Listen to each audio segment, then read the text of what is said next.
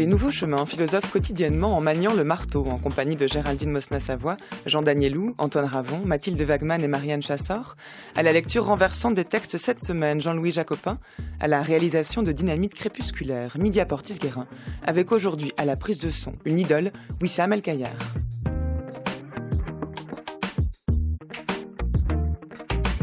À 10h47, ce sera l'heure de retrouver Géraldine Mosna-Savoie pour ses 2 minutes papillon. Géraldine qui se demandera s'il y a du sacré dans la nature, puisque c'est la question que pose le livre qu'elle vous donnera envie de lire aujourd'hui. Thor, fils d'Odin, mon héritier, premier de mes enfants, depuis si longtemps doté du puissant marteau Mjolnir, forgé jadis au cœur d'une étoile mourante. Son pouvoir est sans égal en tant qu'arme de destruction ou outil de construction. Un compagnon de choix pour un roi.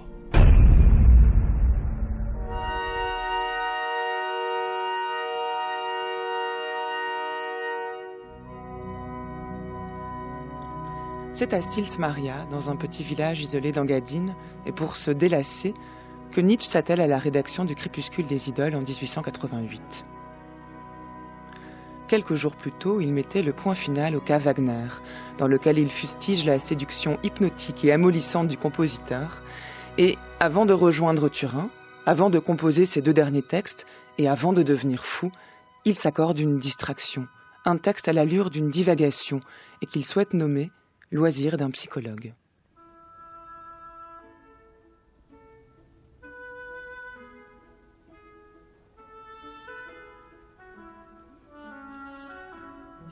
Rarement divagation n'aura été si explosive. Ce qui deviendra le Crépuscule des idoles est une nouvelle manifestation de gai savoir, de cette gaieté d'esprit qui fait sourire celui qui lit et briller les yeux de celui qui écoute, sous l'effet de la gourmandise ou de la fulgurance. Car cette légèreté est efficace, féconde, aux antipodes de l'effet de style, même si chaque paragraphe peut se lire comme un petit bijou que l'on voudrait garder pour soi. C'est vrai pour tous les textes de Nietzsche, et dans le Crépuscule des idoles, les idoles valdinguent au cours d'une séance médicale dont le seul but est de guérir l'homme des maladies du passé et du présent pour rendre enfin la vie digne d'être vécue.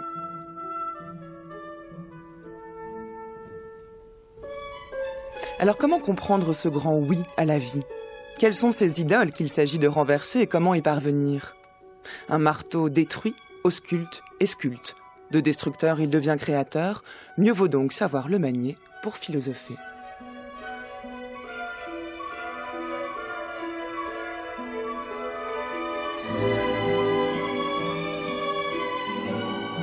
Une semaine donc à lire et à écouter le Crépuscule des idoles en compagnie de ses meilleurs commentateurs, c'est ce que nous vous proposons. Cette semaine avec demain, Yanis Constantidines qui vous livrera sa lecture du chapitre intitulé Ce que je dois aux anciens. Mercredi, Dorian Astor qui se changera en dynamite pour les incursions d'un inactuel. Et jeudi, Paolo Diorio qui se demandera comment le vrai monde a pu tourner à la fable. Il y a plus d'idoles que de réalité dans le monde. Tel est le mauvais œil que je jette sur ce monde. Telle est aussi ma mauvaise oreille. Lui poser ici, pour une fois, des questions en usant du marteau. Et, peut-être, entendre en guise de réponse ce célèbre son creux qui parle d'entrailles flatulentes. Quel ravissement pour qui a encore des oreilles derrière les oreilles. Pour moi, vieux psychologue et ensorceleur, en présence de qui se trouve contraint de parler ce qui, justement, aimerait bien garder le silence. C'est écrit aussi, le titre le trahit, est avant tout un divertissement, un petit coin de soleil, une petite aventure du côté du loisir d'un psychologue. Peut-être aussi une nouvelle guerre, et l'on ausculte de nouvelles idoles. Ce petit écrit est une grande déclaration de guerre. Et pour ce qui est d'ausculter des idoles, ce ne sont pas cette fois des idoles du moment, mais au contraire des idoles éternelles, que l'on frappe ici du marteau comme d'un diapason. On ne saurait trouver d'idoles plus anciennes, plus convaincues, plus boursouflée, pas non plus de plus creuse. Cela n'empêche pas qu'elle soit celle auquel on croit le plus. Aussi bien ne dit-on certes pas, surtout dans le cas le plus éminent, idole. Bonjour Céline Denain. Bonjour Adèle. Bienvenue sur Nouveau Chemin de la Connaissance.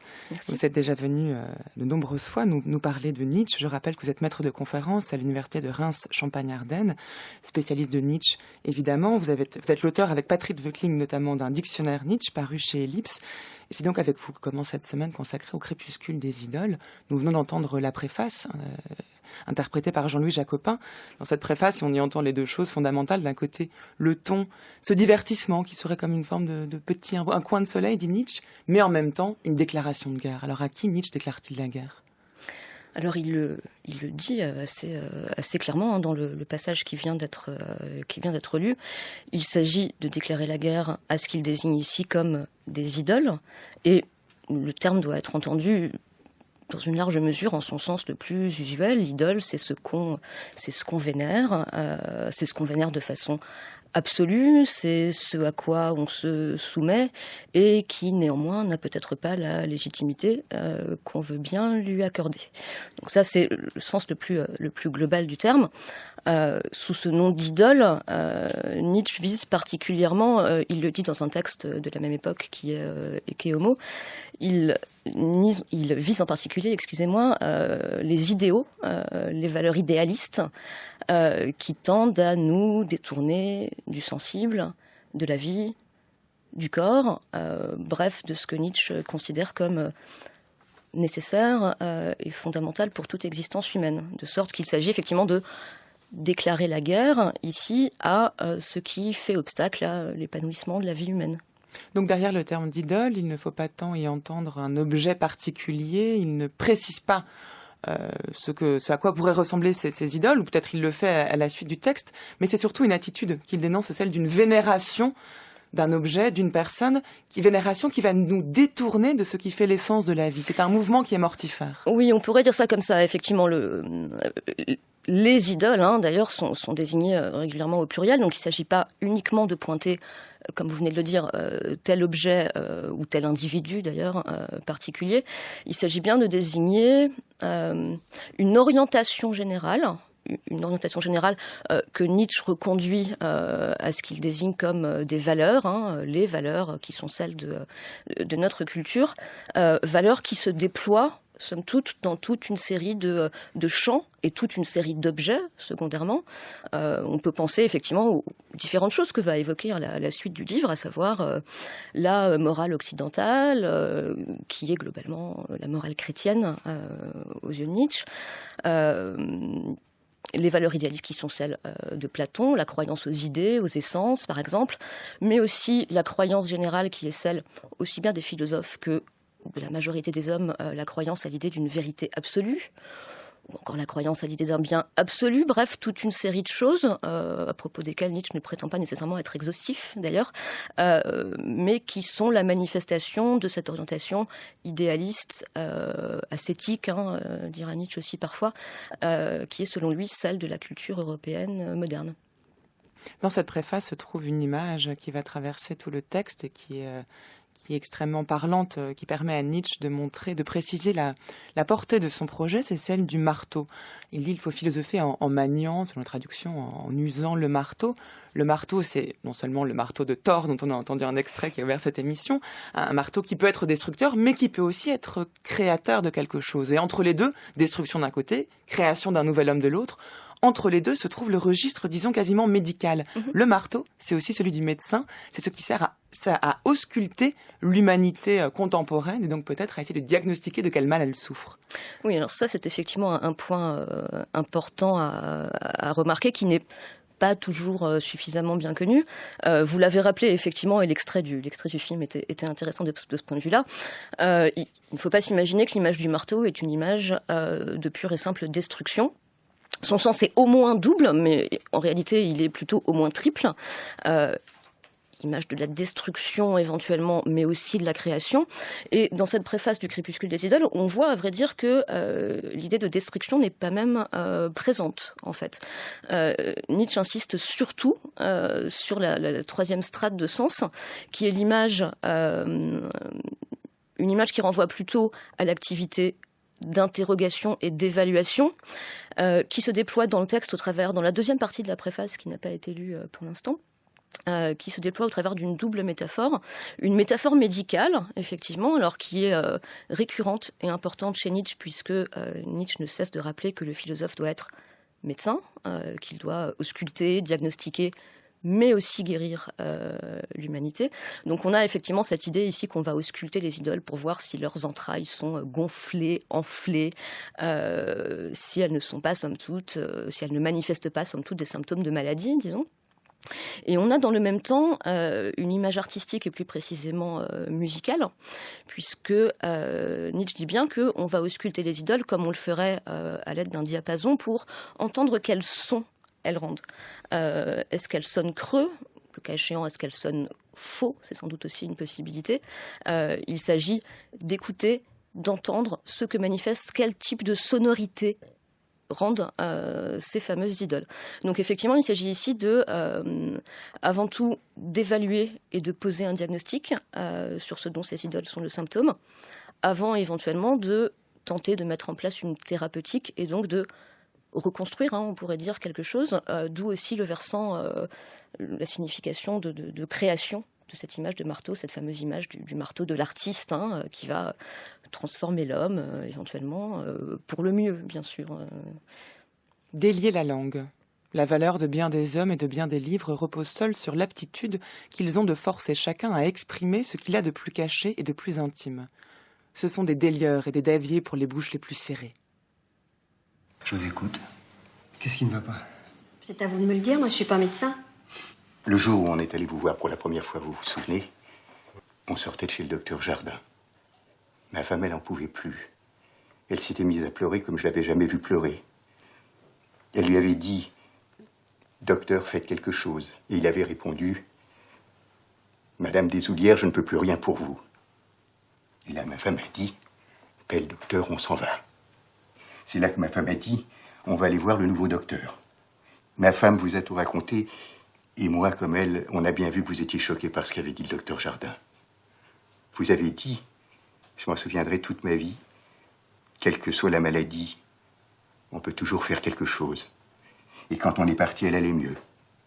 Elle a marché jusqu'à la voiture sans que je la soutienne. Et pendant 15 jours, je ne l'avais jamais vue comme ça depuis le début de sa maladie. Elle a repris courage, elle souffrait moins. Elle a même cuisiné plusieurs fois. Et j'y ai cru, vous savez. Et elle aussi.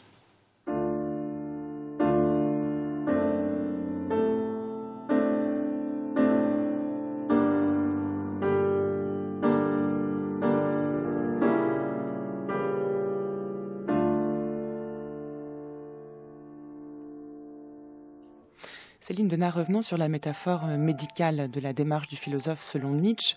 Nous venons d'entendre un extrait de La maladie de Saxe, le film de Michel Deville avec Albert Dupontel, qui interprète le rôle du docteur Bruno Saxe, qui va écouter ses patients. L'extrait commence ainsi: dites-moi, je vous écoute, qu'avez-vous? Ce qui renvoie à un extrait de Nietzsche que j'ai lu juste avant, avec cette importance de non seulement d'arriver à dire les choses, mais aussi à écouter ce qui est dit.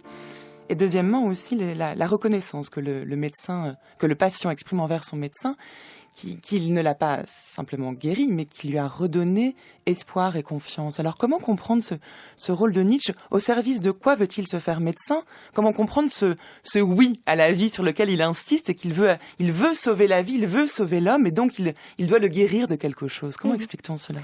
Alors, je vais à la fois en relation avec l'extrait qui vient d'être diffusé et puis du fait de la première partie de votre question, je vais juste commencer par rappeler qu'il y a effectivement un point et une formule importante dans la préface du Crépuscule des idoles, qui est que Nietzsche entend faire parler ceux qui voudraient bien garder le silence. Effectivement, le propre de l'idole, c'est qu'elle se prête à la vénération et que son attitude ou que la façon dont elle se présente ne prête pas d'emblée à l'interrogation.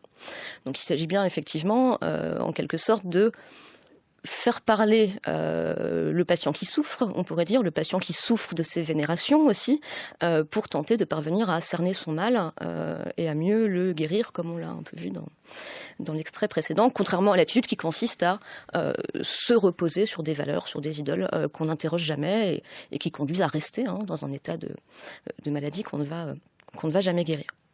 Bien, maintenant, cet état de maladie que discerne Nietzsche, il tient globalement, il tient en particulier à ce qu'on évoquait déjà un petit peu tout à l'heure, à savoir à des types de valeurs qui vont, somme toute, contre les conditions nécessaires même de la vie humaine, en fait. On va prendre l'un des exemples qui tiennent à cœur à Nietzsche. Nier le corps ou nier la valeur du corps en faveur d'un privilège, et éventuellement d'un privilège absolu, accordé à l'esprit ou à l'âme, cela revient effectivement à nier une part et même une condition de vie absolument fondamentale dans la vie humaine. Par conséquent, effectivement, le type de valeur et le type de philosophie, le type de doctrine qui tendent à nous faire négliger notre corporéité, qui tendent à nous faire négliger nos passions, nos affects, aussi bien nos émotions, par exemple, nous rendent malades parce qu'elles nous conduisent à nous détourner de choses que nous devrions prendre en compte, que nous devrions éventuellement travailler, modifier, mais non pas nier pour parvenir à mieux vivre, pour parvenir donc à nous guérir de cette maladie ascétique qui tend à nous jeter hors de notre propre réalité, si j'ose dire. Voilà, il faut prendre la mesure de ce geste-là dans l'histoire de la philosophie, puisqu'il s'en prend à tout un héritage dont lui-même a bénéficié, qui part de Socrate, qui traverse aussi tout le christianisme, qui est d'essayer de créer ce que lui nomme un arrière-monde, c'est-à-dire un monde qui serait meilleur, plus vrai, plus bon que celui dans lequel nous vivons, ce qui a pour conséquence de dévaluer complètement le monde dans lequel nous vivons, et y compris le corps, puisque cet arrière-monde, cet autre monde, cette transcendance est toujours accessible par l'âme ou par l'esprit, par la raison, comme c'est le cas chez Socrate. Oui. Et donc là le geste, c'est pour ça que c'est une déclaration de guerre. Oui, le geste de Nietzsche est très fort dans l'histoire de la philosophie. Oui. Ce qu'il faut bien avoir en tête, effectivement, c'est qu'aux yeux de Nietzsche, alors effectivement, le problème pour lui remonte, il le dit dès le début de son œuvre, dans la naissance de la tragédie. Pour lui, le problème remonte, pourrait-on dire, au geste quasi inaugural de Socrate et de son disciple Platon, qui survalorise d'une part l'esprit et la raison, et chez Platon, en tout cas dans le discours explicite de Platon, les idées par opposition aux sensibles.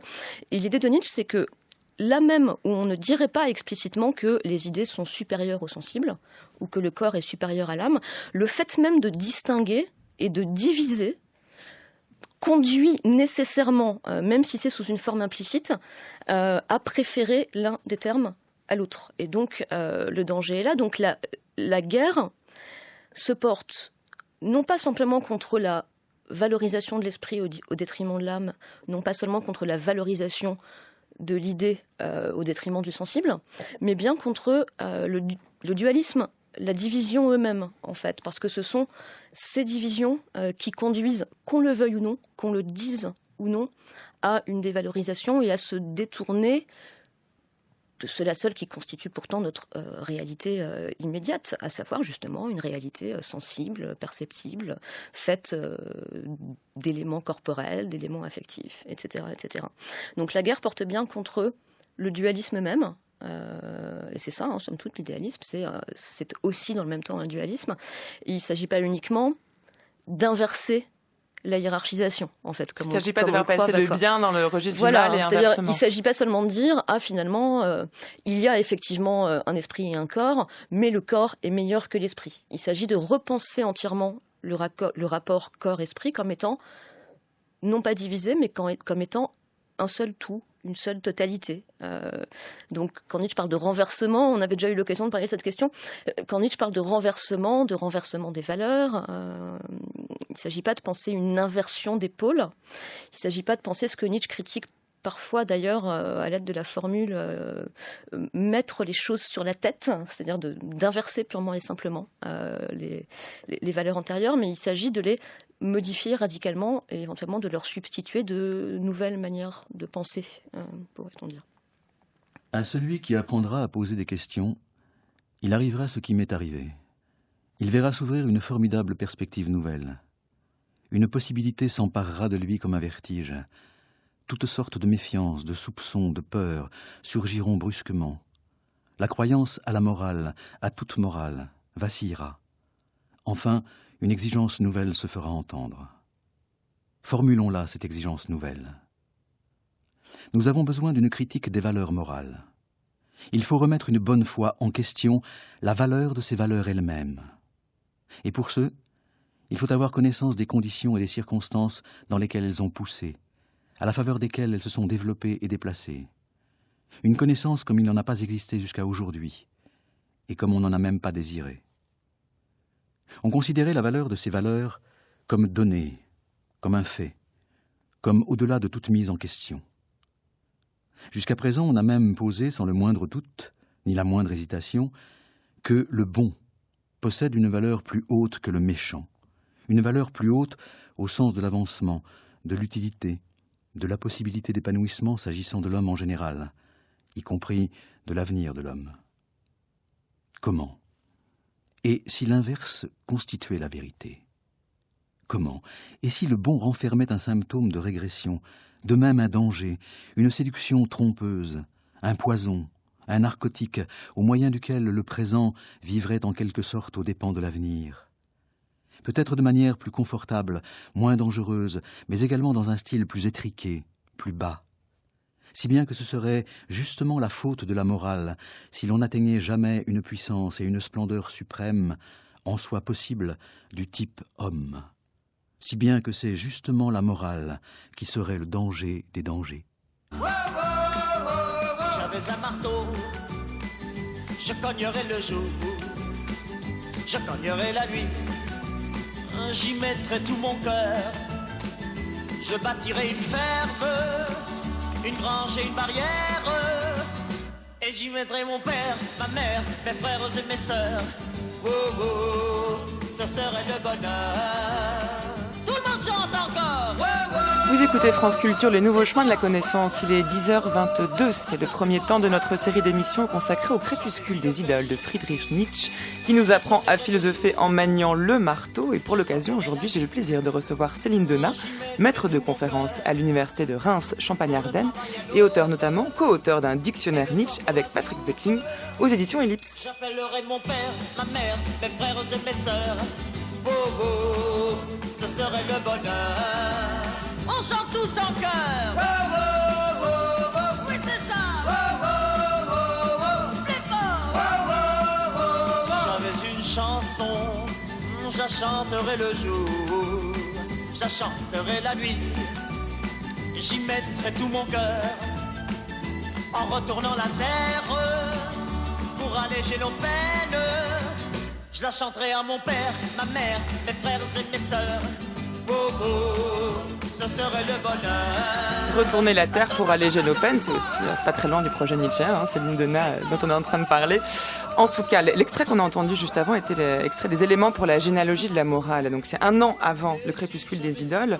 Dans ce texte, on y trouve le projet nietzschéen, on l'a entendu, et c'est ce renversement des valeurs où l'inverse de ce qu'on pense être la vérité serait peut-être du côté de la vérité, mais ce qui ne serait pas simplement un renversement, vous l'avez dit, du bien et du mal, ou du vrai et du faux, mais un projet de montrer que la morale serait contre nature. C'est le titre du chapitre que lui consacre Nietzsche dans le crépuscule des idoles. La morale est contre nature. C'est donc le danger des dangers. Là aussi, dire que la morale va contre la nature, contre la vie, c'est une nouveauté philosophique. Oui. La première nouveauté, il faut le dire, réside dans ce que Nietzsche énonce dans l'extrait de la généalogie de la morale cité précédemment. Elle réside dans le mode de questionnement nouveau que Nietzsche entend imposer à la moralité, entre autres, à savoir un questionnement en termes de valeur. L'extrait de la généalogie de la morale disait on va interroger non pas la vérité des valeurs, donc non pas la vérité de la morale et de son contenu, mais la valeur de notre morale et de son contenu, effectivement. Alors, pour une raison que je rappelle en 2 mots, mais sans qu'on puisse y attarder trop, qui est que l'idée même de valeur absolue chez Nietzsche s'avère dénuée de sens. Il n'y a que des interprétations multiples et non pas de valeur ou de connaissance absolue, et donc pas non plus de morale absolue. Donc le seul type de questionnement qu'on peut appliquer à ces interprétations, et entre autres à la morale, c'est effectivement la question de la valeur de cette interprétation morale. Et valeur signifie, entre autres, mais d'abord, la question de la valeur pour la vie de cette interprétation morale. C'est-à-dire, de quoi notre doctrine morale est-elle le symptôme et quels enjeux ou quels effets ou quelles conséquences a-t-elle pour l'existence humaine ? Quelles conditions de vie constituent la moralité qui est la nôtre ? En d'autres termes, par exemple, quelles conditions de vie constituent le fait de croire à un bien absolu opposé à un mal absolu ? Quelles conditions de vie constituent le fait d'estimer que l'égoïsme est toujours un mal, que le gentil est absolument meilleur que le méchant, que la cruauté, que toute forme de cruauté doit absolument être évitée, etc., etc. Et somme toute, ce que Nietzsche dit dans le même extrait, on va être obligé aussi ici de résumer à grands traits. La chose, c'est que somme toute, chercher à éviter tout mal, non pas au sens de mal moral, mais au sens de toute blessure, de toute difficulté, de tout danger, et par conséquent la volonté d'éradiquer toute méchanceté, par exemple, n'est pas nécessairement la condition de vie la plus favorable au développement et à l'épanouissement de la vie humaine. On peut en revenir d'ailleurs, puisque c'est notre point de départ, à la préface du Crépuscule des idoles, qui vous dit, en usant d'une formule latine, mais je vais éviter de la citer en latin, parce que ça n'est pas la peine. Ça n'est pas la peine, voilà, ce sera plus simple, y compris pour moi, en français. Nietzsche use d'une formule dont il dit au lecteur qu'elle a été pendant longtemps sa maxime favorite, et formule qui consiste à dire que la blessure fortifie les esprits, et qu'elle accroît la vaillance, le courage ou la force. Donc cette idée, effectivement, que, somme toute, subir des maux, on le voit aussi dans d'autres textes, affronter la maladie, voir par exemple... C'est aussi l'aphorisme connu de « ce qui ne me tue pas rend plus fort ». Exactement, plus fort. En fait, cette formule-là renvoie à ce type d'idée, oui. Donc, éradiquer...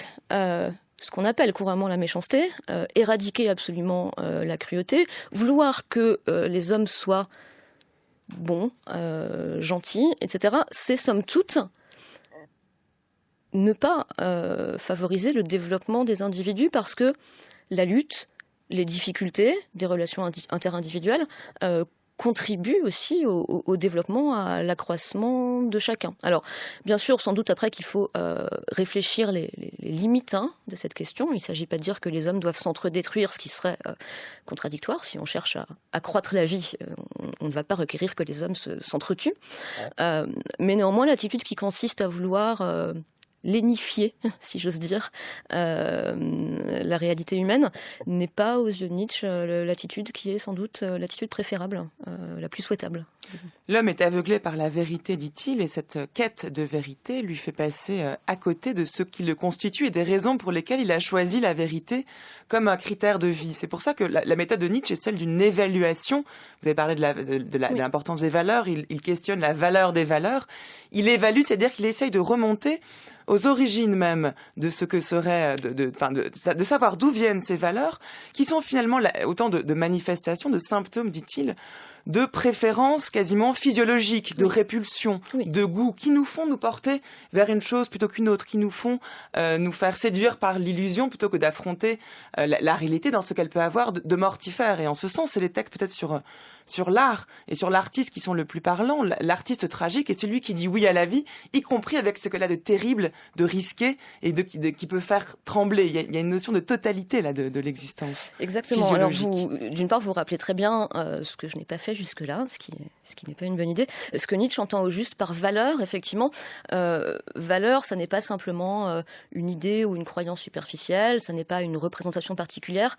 C'est alors on pourrait dire que c'est un certain type de croyance, mais un type de croyance qui est tellement enraciné, tellement assimilé qu'on en a plus même nécessairement conscience, et qu'elle a sur nous une valeur contraignante, spontanée, qui oriente effectivement toutes nos attitudes, aussi bien sur le plan de la pensée que sur le plan de l'existence.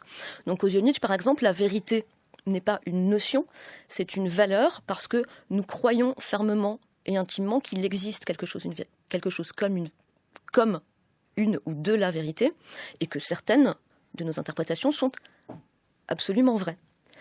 Et effectivement, ce que Nietzsche dit, c'est que somme toute, ce type de valeur, ce type de croyance profondément enracinée, a surgi et a été assimilé pour nous préserver d'un certain nombre de craintes, d'incertitudes, parce qu'il est plus confortable, somme toute, de croire qu'il existe des vérités absolues et qu'on peut en rester à certains modes de pensée qui désormais sont considérés comme absolument vrais et comme n'ayant plus à être soumis au questionnement et à l'évaluation, justement. Et ça, c'est effectivement ce qui advient avec ce que Nietzsche désigne comme l'optimisme théorique et la valorisation de la raison socratique, platonicienne, etc. À l'inverse, Nietzsche envisage qu'il puisse y avoir une attitude tout simplement moins craintive, plus pleine, plus courageuse aussi, à l'égard de l'existence, alors qu'il thématise parfois au travers de la figure de l'artiste, parce que l'artiste a, vis-à-vis du réel, une position créatrice, transformatrice, qui consiste à reconnaître qu'il n'y a peut-être pas une seule réalité, une seule vérité admissible, mais qu'il y a peut-être différentes réalités et des possibilités de recréation du réel. Bref, il a une attitude, on pourrait dire, plus légère, mais par là même aussi peut-être plus sérieuse, si effectivement on reconnaît que cette notion de vérité absolue n'a peut-être pas la légitimité que nous tendons tous à lui accorder généralement.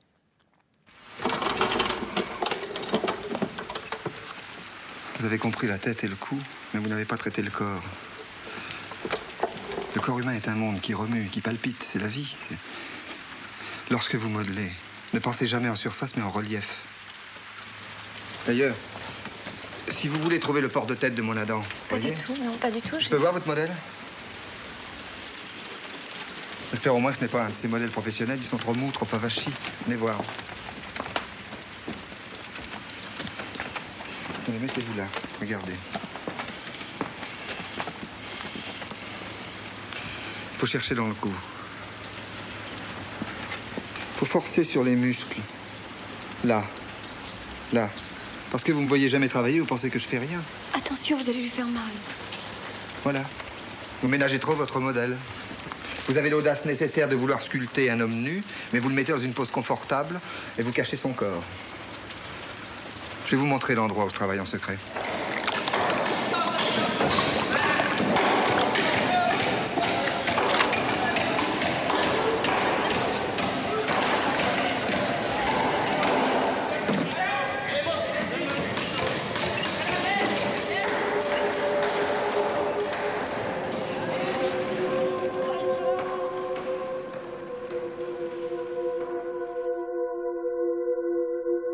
Ne dirait-on pas que l'Europe a été dominée pendant 18 siècles par une volonté de transformer l'homme en avorton sublime?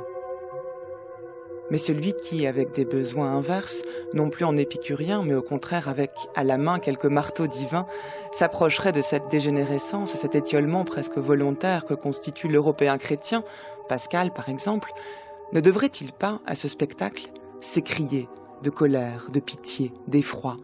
Ô balourd que vous êtes, balourd présomptueux et compatissant, qu'avez-vous donc fait? Était-ce là un travail pour vos mains? Comme vous avez défiguré et gâché ma plus belle pierre, que vous êtes-vous permis? Je voulais dire, le christianisme a été jusqu'à présent le genre le plus funeste de présomption. Des hommes ni assez élevés ni assez durs pour avoir le droit de donner forme à l'homme en artiste.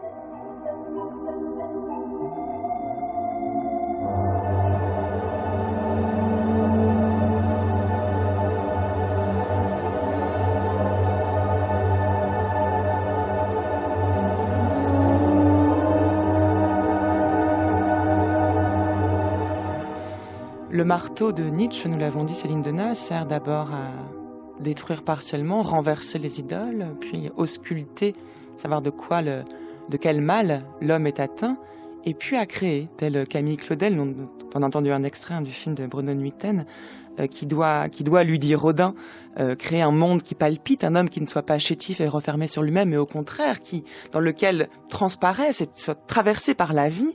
Le marteau doit donc créer, mais à quel genre d'homme, à quel homme, à quoi ressemble l'homme nouveau que veut créer Nietzsche? Alors ça, c'est toujours l'une des questions les plus difficiles, parce que Nietzsche ne trace pas à proprement parler de portrait de l'homme qu'il faut créer. Plutôt, ce qu'il s'attache à faire, c'est à partir de la réflexion, de l'évaluation et, disons-le, de la critique du type d'homme qu'on a cherché à former de façon privilégiée jusqu'ici, à savoir justement un homme divisé entre corps et esprit, un homme affaibli par le type de modèle qu'on lui impose, un avorton sublime, dit fort méchamment Nietzsche dans le texte que vous venez de citer, ou bien encore dans le Crépuscule des idoles, on cherche à le former à l'image des cagots que sont les moralistes depuis des siècles. Nietzsche vous dit, manifestement, il faut transformer le type de valeurs qui ont eu lieu jusqu'ici, donc ces valeurs ascétiques qui travaillent contre la vie. Donc, ce que Nietzsche propose, c'est une esquisse des lignes directrices qu'il faut suivre désormais.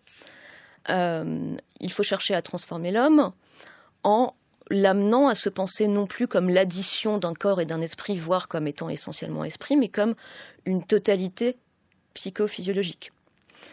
Il faut éventuellement parvenir à lui indiquer que l'égalité entre les hommes, que l'uniformisation des individus n'est peut-être pas la condition de vie la plus favorable à l'élévation de chacun, mais que peut-être la réflexion sur les différences entre individus et que la lutte également entre individus est peut-être, comme il le dit un certain nombre de fois, la condition nécessaire de l'élévation, de l'accroissement de chacun. Donc on a comme ça des grandes lignes directrices qui doivent permettre de penser ce que Nietzsche désigne comme un dépassement de soi de l'homme, un dépassement de soi de chacun. Ce qui signifie que Nietzsche ne propose pas un modèle unique, que Nietzsche ne propose pas un nouvel idéal de l'homme, ce qui somme toute serait contradictoire parce que ça reviendrait à proposer lui-même une nouvelle idole, un nouvel idéal absolu. Donc Nietzsche indique effectivement que chacun doit chercher à dépasser l'état dans lequel il est pris actuellement, et qui est conditionné généralement par des valeurs qui effectivement nous sont pour une part communes à tous, en fait. Ce mouvement de dépassement, Nietzsche ne lui assigne pas de fin dernière. Il ne dit pas « et ultimement, nous serons tous tel et tel. Nous serons tous conformes à cet idéal humain, ou etc. » Ce serait recréer une idole parce que de que faire ce ça. serait recréer une idole, recréer un idéal, et que Nietzsche incite à ce mouvement de dépassement, indique quel type de direction il s'agit d'emprunter, mais reconnaît qu'on ne peut pas décider par avance de ce que l'homme va advenir. Ce pourquoi la tâche philosophique implique un danger, justement. On va tenter de transformer l'homme et on ne peut pas prévoir absolument ce que la transformation, le renversement des valeurs va produire à très long terme. Il se peut, vous dit Nietzsche, que cette tentative conduise à la destruction de certains hommes ou de l'humanité. On n'est pas sûr, on espère que non, mais on n'en est pas certain, parce qu'il y a effectivement un danger absolu à vouloir modifier les conditions de vie qui sont actuellement les nôtres. Mais ce risque que prend Nietzsche, on le voit aussi dans son projet, dans le fait d'affirmer que la morale serait contre nature, au nom, donc, d'une certaine nature humaine que la morale viendrait enfreindre ou écraser ou adoucir ou que sais-je encore. Parce que si on est cohérent avec Nietzsche lui-même, s'il est de la nature aussi de faire place, la nature humaine de faire place à ce qu'il y a de mauvais, aux blessures, aux tragiques, aux risques, aux terribles, donc à ce qu'il y a de négatif, alors comment expliquer que l'homme en soit arrivé là? Comment expliquer que la morale ait pris une telle place? N'est-ce pas la nature humaine qui l'a conduit là? Et donc au nom de quelle forme de nature Nietzsche prétend-il savoir détenir ce qui serait bon ou mauvais pour l'homme? Vous voyez ce que je veux dire? Alors d'une part, effectivement, cet usage de la notion même de nature et par conséquent de contre-nature, elle est relativement problématique, ou en tout cas elle prête à confusion pour les lecteurs, parce qu'il n'est pas certain que par nature, Nietzsche entende exactement ce qu'on entendait par là jusqu'ici.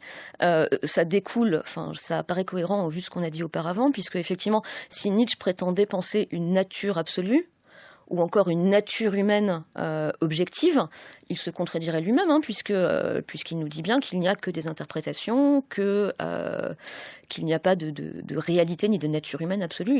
Il le récuse lui-même. Donc ce qu'il entend ici par nature, c'est, pour tenter de le dire rapidement, c'est somme toute le terme qui s'oppose à la position idéaliste et ascétique. Cette idée qu'il faut reconnaître que nous ne sommes pas que de purs esprits et qu'il y a en nous des choses qui surpassent la rationalité l'esprit, l'idéalité, etc., etc. Qu'il y a en nous ce que Nietzsche désigne comme des pulsions, des instincts, des tendances qu'il caractérise comme naturelles. Qu'il y ait en nous des pulsions, des tendances et des instincts, ça ne signifie pas que nous ayons une nature fixe au sens d'une nature essentielle. Ça signifie même plutôt l'inverse, parce que si nous sommes constitués d'instincts qui se combattent les uns les autres, la nature humaine est sans cesse soumise au changement et à des transformations possibles. Donc ce que Nietzsche entend par nature, c'est clairement quelque chose qui se distingue assez clairement de ce que des philosophes naturalistes, par exemple, pourraient entendre par nature et nature humaine. Le terme, pourrait-on dire, a plutôt un usage et un sens polémique, en fait. Bien. Et par ailleurs, ce qu'il faut rappeler, c'est que pour Nietzsche, il n'y a pas une nature humaine, mais une infinité de nature humaine. Ce que redit par exemple très bien le dernier paragraphe de la morale comme contre-nature, justement, qui rappelle qu'il y a une diversité indéfinie, tourbillonnante de type humain, et que quand on cherche à transformer l'homme, il faut tenir compte de cette diversité, justement, et ne pas chercher à imposer un type, un idéal unique. Et pardonnez-moi, je crois que j'ai un peu... je me suis un peu écartée de votre question initiale. Pour aller dans votre sens, je vous posais la question, mais si vous aviez répondu, de savoir au nom de quelle idée de la nature Nietzsche propose-t-il peut-il affirmer que la morale elle-même serait contre nature? C'est donc que lui-même en a une idée, donc il ne peut pas expliquer pourquoi l'homme en est venu à la morale si c'est lui qui a raison.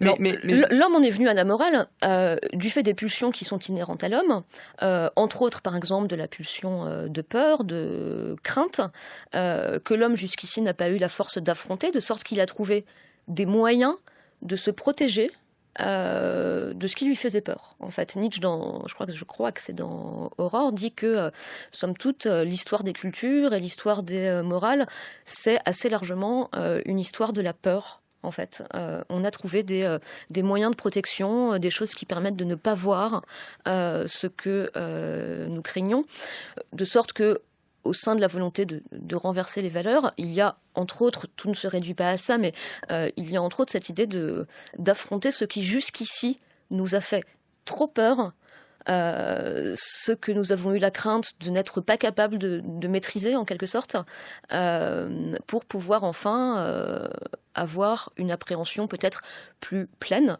non pas vraie, mais plus pleine et entière de nous-mêmes et de la réalité tout entière. Et pour avoir cette appréhension pleine et entière de nous-mêmes, Nietzsche sait se faire non seulement philosophe, mais aussi psychologue, tel que lui l'entend. Et peut-être il nous reste 2 minutes avant la fin de cet entretien, mais préciser cette approche psychologique de Nietzsche, puisqu'elle est le lieu de beaucoup de malentendus. Qu'entend-il par psychologie ici?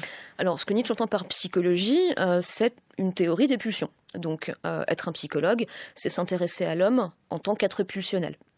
Et le point important qu'il faut rappeler, c'est que lorsque Nietzsche parle de psychologie, il parle tout aussi bien parfois d'une physiopsychologie, ou bien encore dans certains textes, il substitue indifféremment au terme de psychologie le terme de physiologie. C'est-à-dire que être psychologue, ça n'est pas, comme on pourrait le croire, s'intéresser à l'homme en tant qu'esprit ou en tant qu'âme, ce qui est pourtant le sens étymologique du terme, l'étude de l'âme humaine. Être psychologue, chez Nietzsche, c'est s'intéresser à l'homme en tant que totalité pulsionnelle, c'est-à-dire à l'homme en tant que corps dont la pensée, dont la conscience, ou dont l'esprit, pour parler avec les philosophes, est un effet de surface. L'esprit, l'âme, est un aspect du corps. L'homme est une totalité indissolublement physio-psychologique. Le psychologue est aussi bien un physiologue ou un physiopsychologue, puisqu'il pense l'homme en tant que totalité fondamentalement corporel, dont l'esprit est un aspect parmi d'autres, et dont l'esprit est l'aspect le plus superficiel, dit Nietzsche parfois. En fait, donc, tout en étant psychologue, Nietzsche surpasse effectivement, ou entend surpasser, le dualisme du corps et de l'âme dont on parlait précédemment. Et le psychologue est celui qui va pouvoir renverser ou saisir le décalage entre la valeur de l'idole et de la réalité. Le psychologue, tout comme le médecin, puisque le psychologue s'intéresse à l'homme en tant que corps, a pour tâche d'évaluer les interprétations, les valeurs humaines, entre autres la morale humaine, et de participer à cette tâche de renversement des valeurs et de recréation des valeurs. La psychologie, somme toute, participe à ce moment de diagnostic, qui est la condition de possibilité du versant créateur de la philosophie nietzschéenne. Les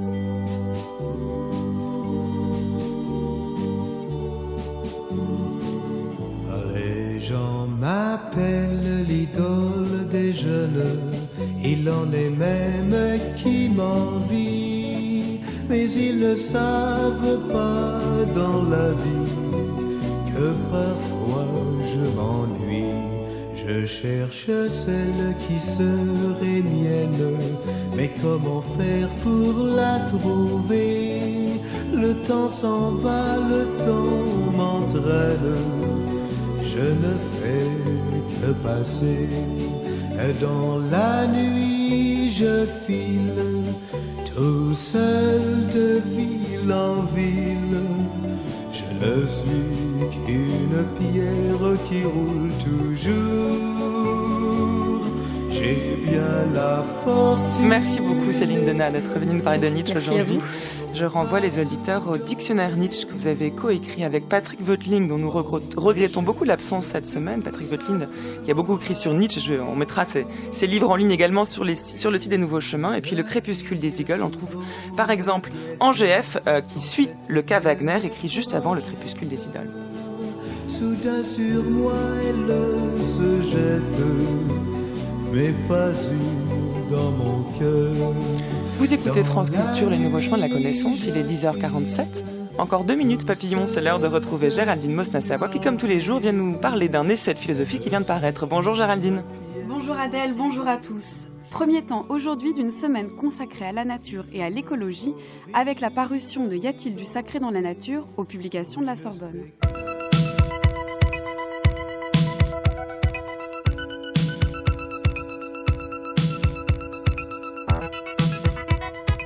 Jeudi dernier, je vous parlais de l'écosophie de Félix Guattari, cette écologie futuriste à la fois environnementale, sociale et mentale.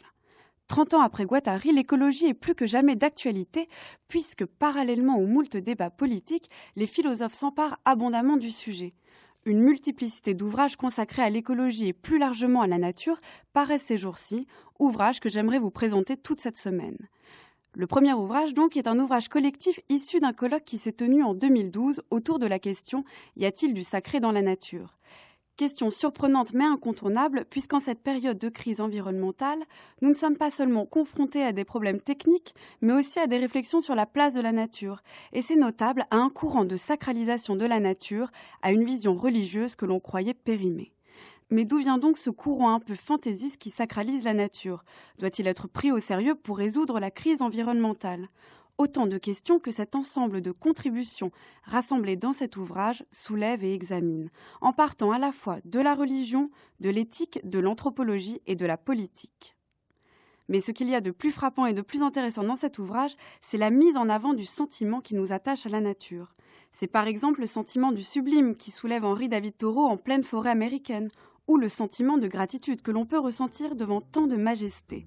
Loin d'être cantonné à une approche scientifique, cet ouvrage nous montre donc que la première action politique pour l'environnement, c'est peut-être tout simplement de prendre le temps de regarder dehors. Merci beaucoup Géraldine. Les nouveaux chemins touchent à leur fin. Mais pas d'inquiétude, on se retrouve demain pour la suite de cette semaine consacrée au crépuscule des idoles de Nietzsche. Demain, ce sera le philosophe Yannis Constantinides qui viendra vous parler du chapitre intitulé « Ce que je dois aux anciens ». D'ici là, si vous souhaitez réécouter cette émission, rendez-vous sur le site de France Culture à la page des Nouveaux Chemins de la Connaissance. Vous y trouverez les indications bibliographiques, musicales et cinématographiques concernant l'émission du jour. Et puis surtout, vous pourrez la télécharger, la podcaster pendant 1000 jours, afin de l'écouter où vous voulez et quand vous voulez. Et rendez-vous également sur les pages Facebook et Twitter des Nouveaux Chemins, où toute l'équipe met en ligne quotidiennement l'émission du jour.